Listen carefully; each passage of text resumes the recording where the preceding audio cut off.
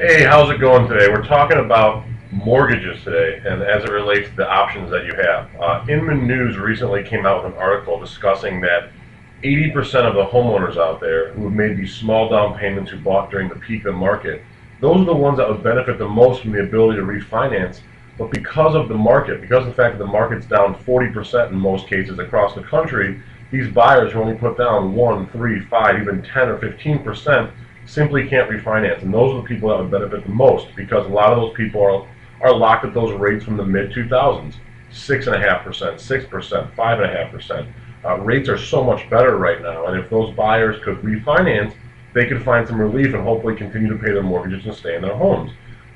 Unfortunately, the real reality is that the best option for many of those homeowners is eventually going to be short sale, simply because the option to refinance is not available.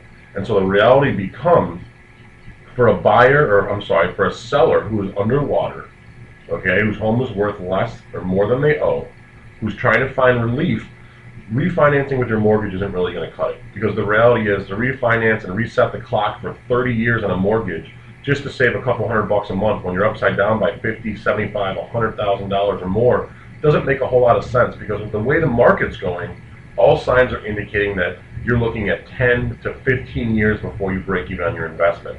And in the meantime, you'll have paid hundreds of thousands of dollars in interest to your bank for the right to make up that little bit of equity that you gave away all those years ago when you weren't able to put down any more money and you unfortunately bought at the peak of the market.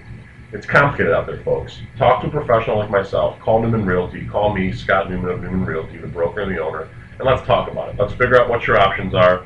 I promise you blunt, honest, and highly real response so you can figure out all the legal options and remedies available to you as a homeowner. Give me a call. Thanks.